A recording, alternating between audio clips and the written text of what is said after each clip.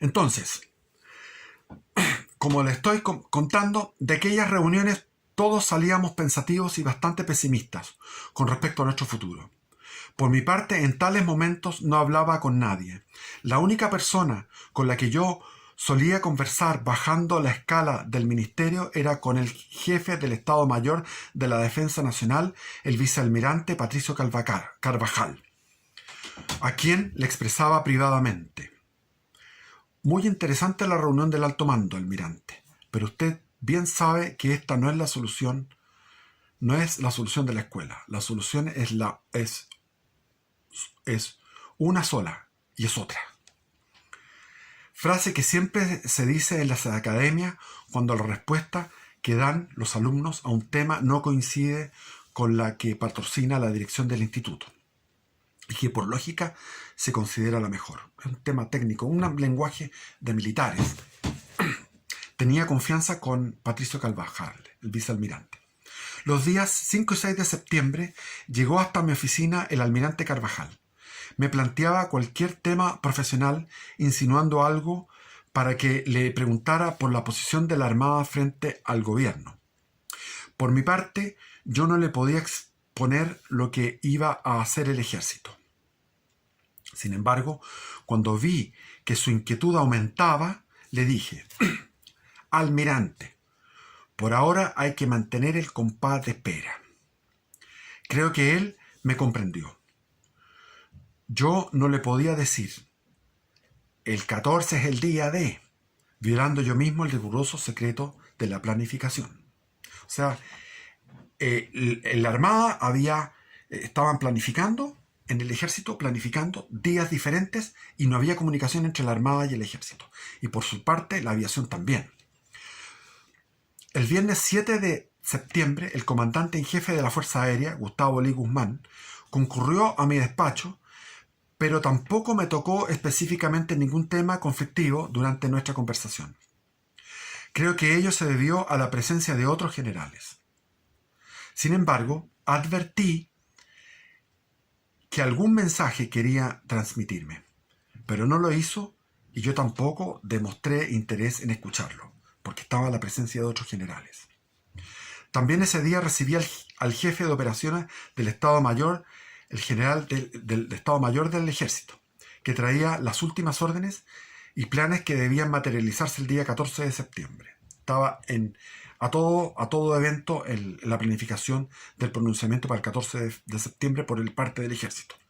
Este distinguido coronel, que llevaba 2 documentos ejecutivos listos, después de leerlos y firmarlos, le expresé que dichos documentos debían partir el martes 11 de septiembre en el avión del ejército a las guarniciones del norte y del sur del país, para comunicarle a todos los regimientos del norte y del sur del país la intención del 14, la fecha del 14. Me respondió: a su orden, mi general. Serán despachadas todas las órdenes ese día 11 de septiembre. No preguntó ni demostró preocupación sobre el motivo urgente del empleo de un avión para remitir los documentos, ni tampoco por qué debían salir el día 11 y no antes. El sábado en la mañana salimos con mi esposa al centro de la ciudad a comprar un regalo para mi hija menor, que estaba de cumpleaños al día siguiente, 9 de septiembre. Y al regresar a casa, pasamos a los establecimientos Oriente a encargar 2 tortas para un té que mi esposa debía a la señora de los generales el día martes 11 de septiembre. Estimé que la vida diaria debía mantenerse lo más normal posible. Yo sabía que era vigilado permanentemente y cualquier traspié tendría consecuencias funestas. Como he dicho, el domingo 9 fue un día muy especial. Era el cumpleaños de mi hija menor y, como siempre, se reunía casi toda la familia. Se efectuaron todas las actividades de costumbre cuando celebrábamos su cumpleaños.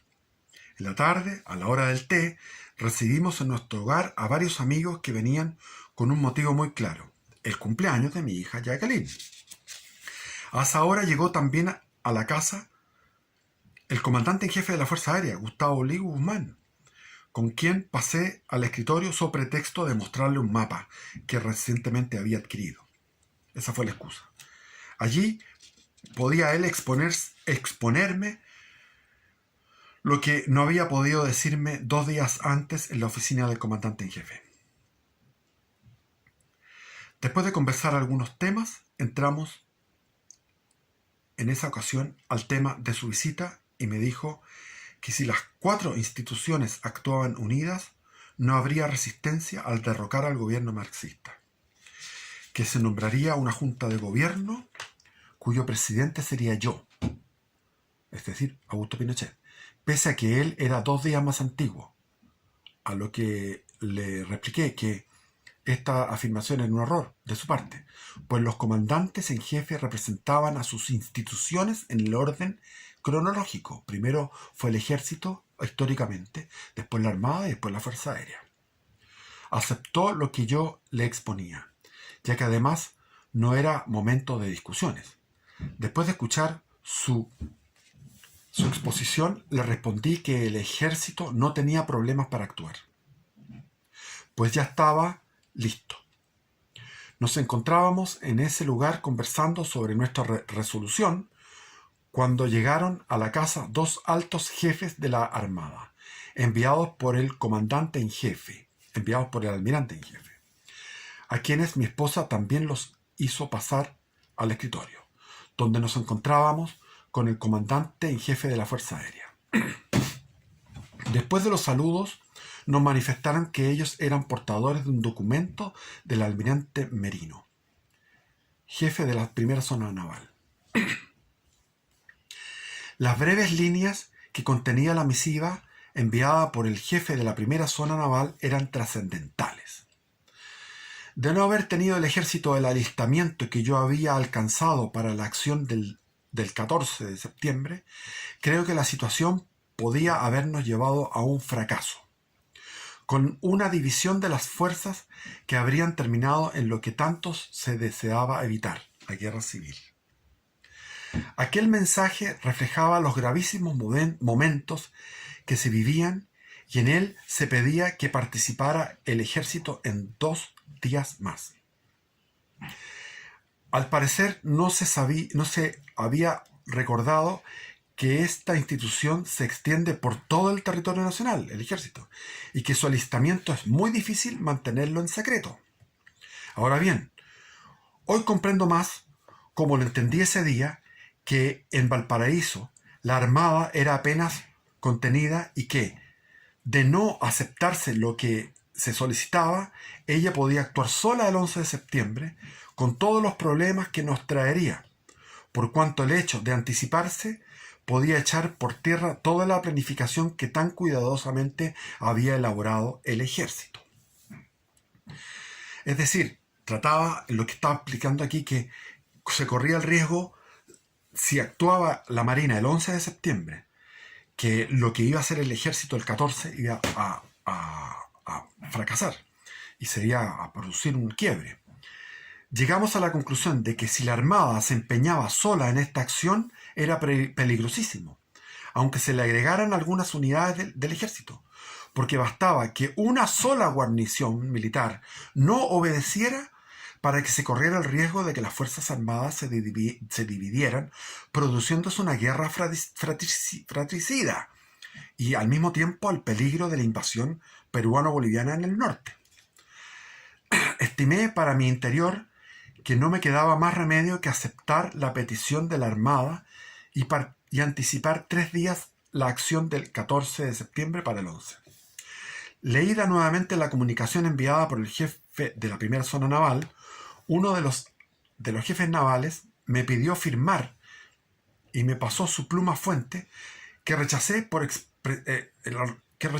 expresándole que yo para estos casos usaba la propia y procedí a firmarla junto con el comandante en jefe de la Fuerza Aérea. Y al término de este compromiso, les señalé a los jefes de la Armada y la Fuerza Aérea que el ejército estaba listo para la acción y que actuaría el 11 de septiembre. No quise participarles a estos jefes navales. ¿Cuánto me complicaba? Aquí es muy importante. No quise participarle a estos jefes de la Armada cuánto me complicaba tener que apurar los acontecimientos en mi institución. Ello me obligaba a apresurar las órdenes, a enviarlas el lunes 10 y no el martes 11, como tenía previsto. También no se podía ocupar la excusa de la preparación de la parada militar, la parada preparatoria o ensayo de la parada militar. Para ello opté por tomar el asunto personalmente. Llamé al oficial de operaciones y le activé la remisión de las órdenes que se dieran.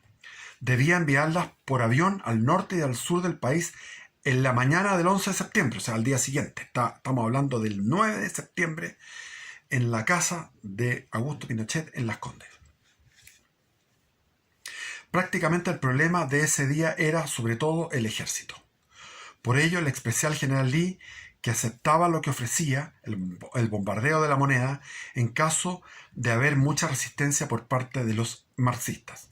Pues bien sabía que una acción, mientras más duramente se realiza, produce como resultado una decisión más rápida y con ello se ahorrarían muchas vidas. Es decir, estaban en conversación Augusto Pinochet con el general Gustavo Lee de que tenían que incluso bombardear la moneda porque se necesitaba una acción rápida, contundente, una Blitzkrieg, una guerra relámpago, para bajar la moral, para bajar el estado anímico de las tropas irregulares o de las tropas que se pudieran plegar al gobierno, a apoyar el gobierno marxista. Hasta ese momento había silencio por parte de los oficiales de la Armada, hasta que uno de ellos me señaló que la escuadra iba a zarpar el día 10 de septiembre, o sea, el día siguiente, para participar en la Operación Unitas, pero que regresaría a Valparaíso el martes 11, con lo que se haría público que la escuadra se había sublevado. Y eso fue lo que pasó. Mi mayor satisfacción era la forma como habíamos mantenido el secreto de la operación, ya que nada se había filtrado, y cuando hubo sospechas, estas habían sido disipadas por el propio Allende. Ahora cualquier indiscreción, al aumentar el número de los participantes, podía anular lo que con tanto cuidado se había planificado. Por tal razón, me preocupé especialmente al término de la reunión de recalcar a los visitantes que todo debía desenvolverse en forma normal y en el mayor secreto, pues cualquier indiscreción, filtración o infidencia no solo nos costaría la vida, sino que haría fracasar la totalidad de la operación. Insistí que ante el menor antecedente que captaran los agentes del gobierno, ya que tenían una excelente red de espionaje, todo estaba perdido. Luego la discreción del asunto era fundamental. Invité a los oficiales a tomar té, pero ellos se retiraron. Luego todo continuó bajo la apariencia de la más absoluta tranquilidad. El cumpleaños de mi hija Jacqueline se continuó celebrando en un ambiente familiar y de amistad, como siempre lo hemos hecho con nuestros hijos. Cuando regresé al living, no faltó quien me preguntara por qué tanta visita. Respondí que mi hija estaba muy regalada ese día. Mi apariencia tranquila y la celebración de su cumpleaños en forma alegre alejaba toda sospecha. Creo que nadie se pudo imaginar que allí, en aquella casa, hacía pocos minutos, se había resuelto un hecho cuya honda trascendencia haría cambiar el destino de Chile. Dentro de unas horas más se jugaba el futuro de la patria. Yo les puedo decir que esa casa todavía se encuentra y que sería bueno que fuera un museo, el Museo de los Fachos, a futuro. Esa casa todavía está. Todavía tiene la casamata para tener ahí los francotiradores, o sea, soldados que cuidaran la seguridad del comandante de la guarnición de Santiago, que en ese momento cuando yo pasaba por ahí, todos los días. Después del retiro de los visitantes, me dirigí a la pieza del escritorio y me senté a repasar los acontecimientos recién ocurridos, que me venían a complicar totalmente los planes trazados durante tanto tiempo. El hecho de anticipar la acción para el 11 de septiembre, cuando lo previsto estaba resuelto para el día 14, significaba un grave riesgo.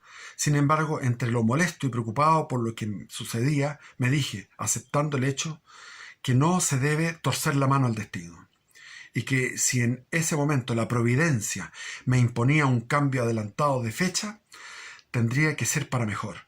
Con esa conformidad me retiré a descansar.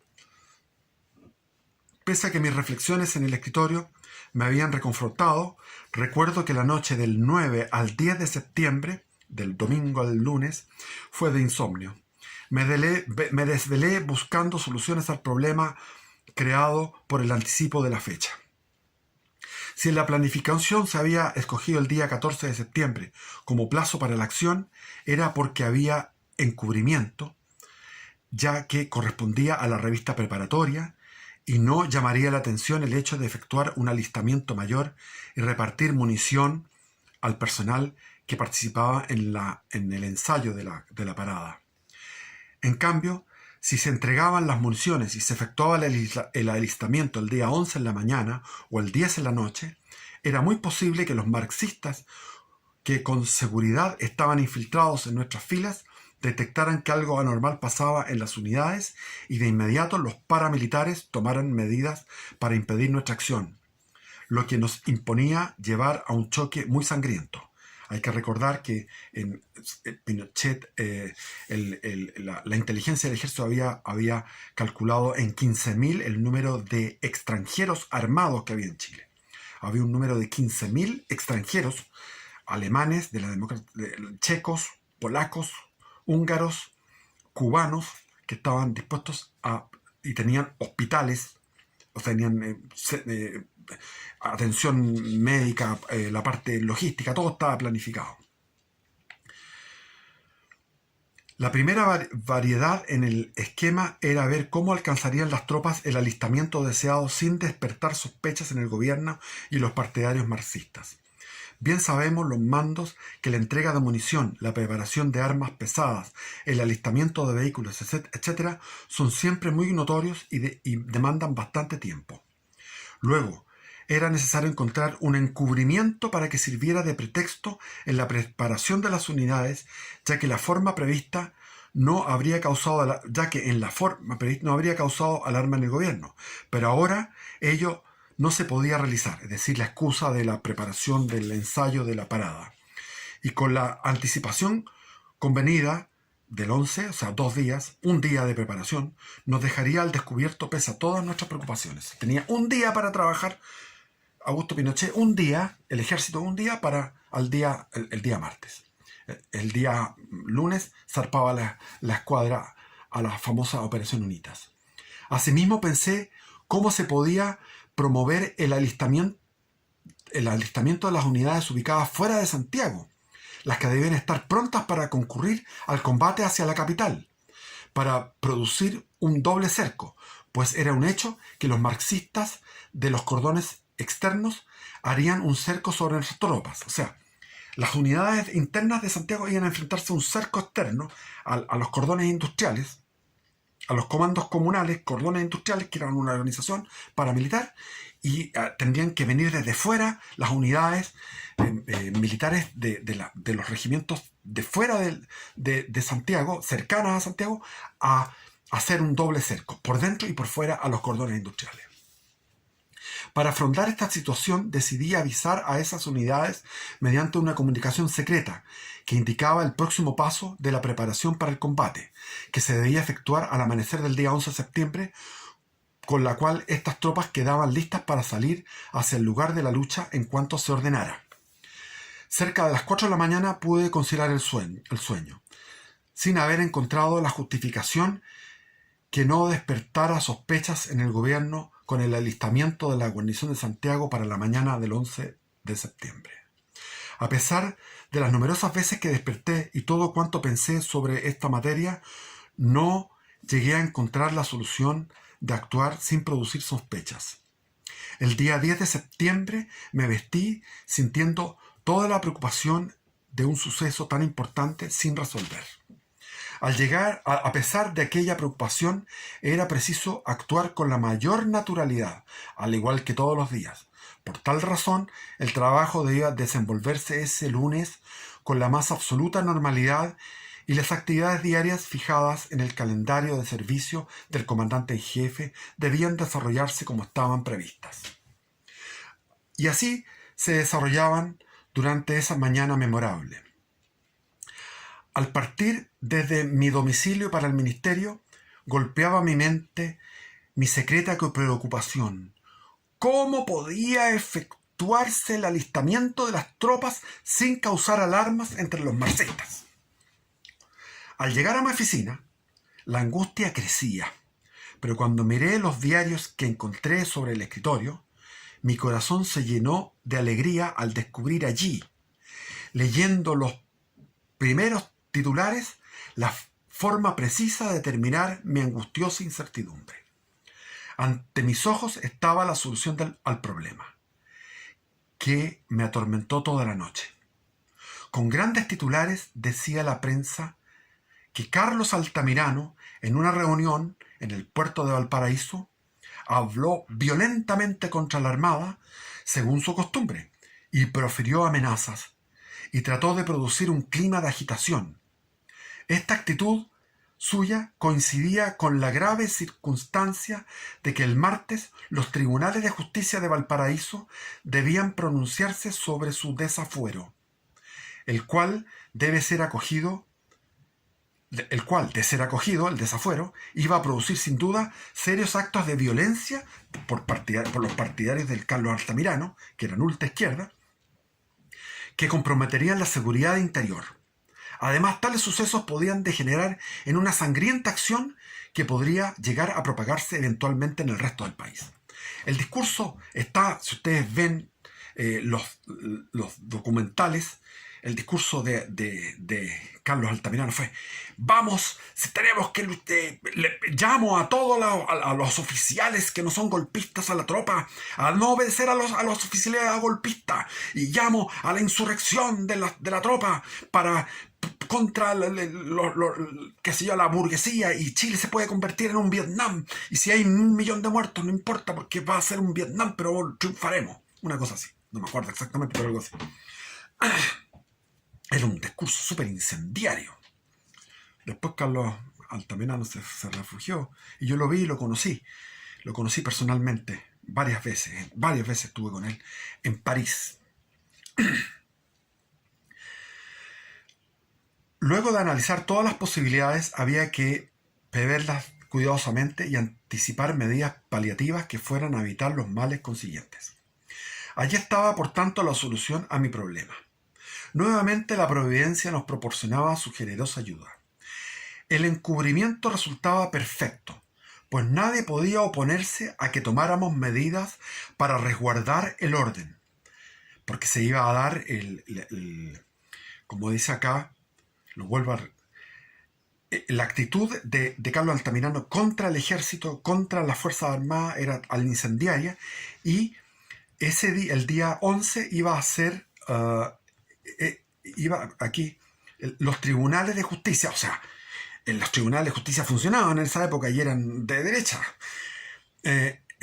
Los tribunales de justicia habían acogido la solicitud de desafuero, entonces se iba a ejecutar el desafuero de Carlos Altamirano como senador de la República.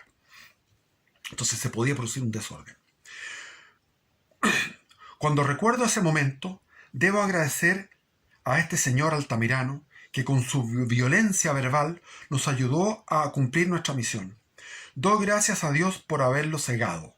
El señor Altamirano, el enemigo más encarnizado de las Fuerzas Armadas, había proporcionado mediante una jugada del destino la solución más insospechable a las preocupaciones del mando. El ejército tiene que reconocerle tan valioso servicio al señor Altamirano, cuya oportunidad tanto nos sirvió. Cuando terminé de leer la prensa y luego de reflexionar brevemente, con gran alegría me dirigí al cuarto piso, donde estaban las oficinas del ministro de Defensa Nacional, que había reemplazado a Carlos Prats, el señor Orlando Letelier. De inmediato pasé al despacho del ministro Orlando Letelier, a quien, después de darle a conocer la preocupación del ejército y mostrarle la prensa con grandes titulares, le expuse lo siguiente: este caballero, que en nada ayuda a solucionar la tirantez que domina la ciudadanía, me obliga a disponer un acuartelamiento de las tropas para mañana por la mañana, en previsión de posibles disturbios que se puedan producir, no solo en Valparaíso, sino también en Santiago, a consecuencia del probable desafuero que se le hará como senador de la República. El ministro Letelier, después de un ácido comentario contra Altamirano, porque Altamirano estaba cagando la onda, guardó un silencio que interpreté como que se daba por informado de la medida que había adoptado. Eran las 10:15 del día 10 de septiembre y me retiré de inmediato a la oficina de la oficina del ministro para regresar tranquilamente a mi despacho, con la sensación de haberme sacado un enorme peso de encima. Así era en efecto, y debo reconocerlo, pero nada traducía mi intensa alegría interior. Se comió su alegría, se la guardó. Ahora tenía la solución al problema, y en esos momentos era necesario tomar todas las medidas para que el gobierno no fuera a dar un paso atrás. En consecuencia, todo debía seguir su curso normal. Así, las actividades de esa mañana fueron las acostumbradas y en ningún momento dejé de traslucir preocupación alguna. Ese día, en la última audiencia, debí atender a un grupo de generales retirados que traían algunas inquietudes. Las expusieron y después de escucharlos atentamente les prometí solución. Querían el golpe. Hoy, cuando converso con alguno de ellos, dicen que nada sospecharon esa mañana. Como más de alguno pensaba que algo especial les pudiese transmitir, quedaron por lo tanto decepcionados. Esperaban que él les dijera, no, vamos a reaccionar, vamos a hacer un golpe, nada. Al mediodía llamé al ayudante del comandante en jefe y le ordené que citara para las 12:30 en mi oficina a los generales Bonilla, Brady, Benavides y Arellano y Palacios, es decir, a los que el día siguiente iban a mandar las diferentes columnas hacia la Moneda. Mientras tanto llamé a mi esposa y le dije que aprovechara de ir a Portillo esa tarde y quedarse con los niños a pasar la noche en Río Blanco, ya que los niños estaban sin clases por huelga del profesorado y los desórdenes que impedían realizarla en forma normal. Llevamos meses, 2 meses sin clases. Mi esposa preparó todo y salió a los Andes a las 15 horas. Con ello aliviaba mi preocupación de lo que podía sucederles a ellos si se descubría la acción del día siguiente.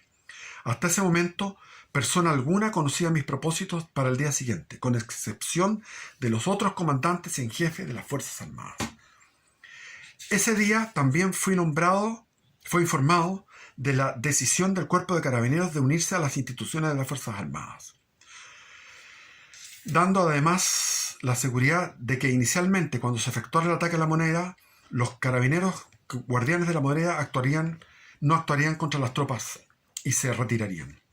A la hora fijada para la reunión se presentaron los 5 generales en el despacho del comandante en jefe de mi oficina.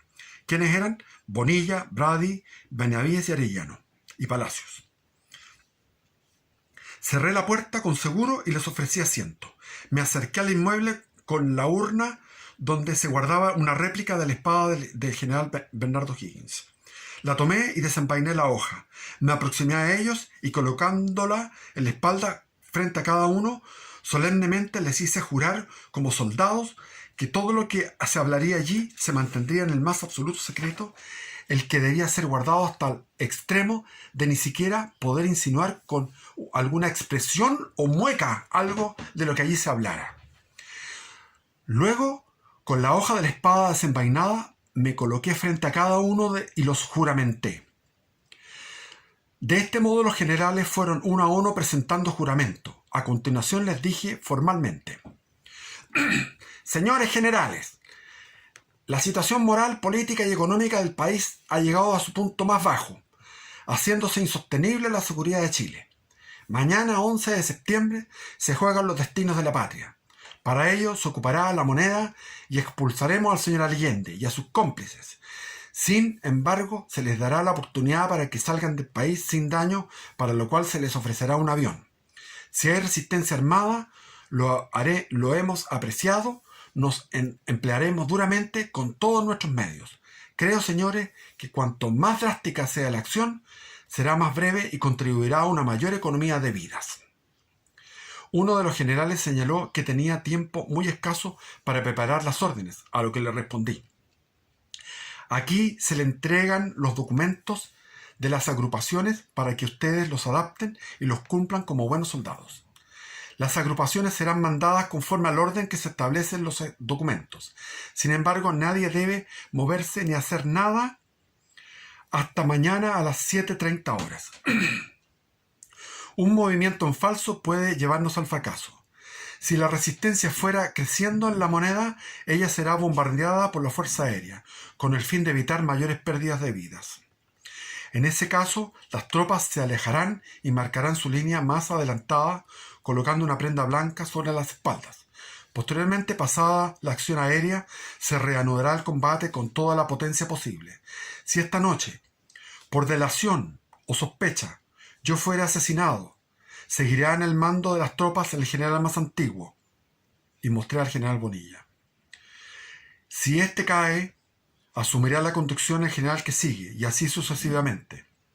Señores generales, esta resolución no puede cambiar, detenerse, flaquear, ni menos fracasar, pues en ella está en juego el destino de Chile, y la patria, señores, está por sobre nuestras vidas.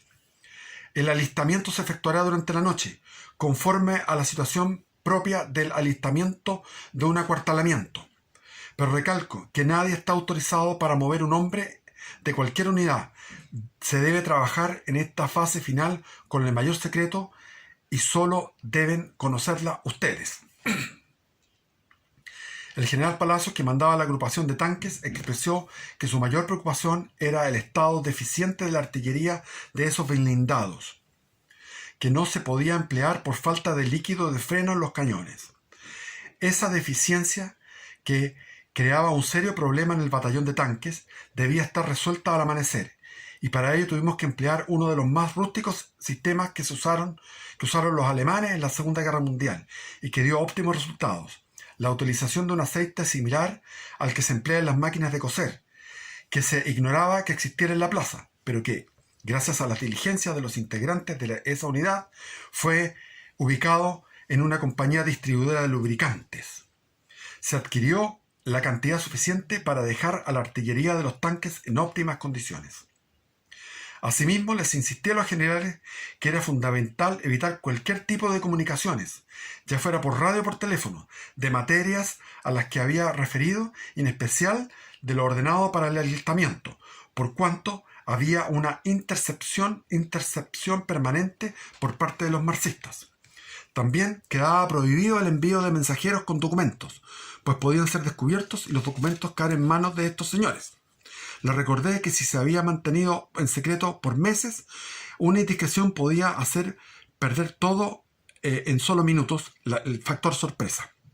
Con respecto a la preparación de las tropas, manifesté que se aprovecharía el acuartelamiento en primer grado, que se iniciaba a las 6:30 horas del día 11. Luego, hasta esa hora debía dar la mayor apariencia de normalidad. También durante la reunión se mencionó que la escuadra zarparía esa tarde fuera de Valparaíso, creándose para ello un ambiente de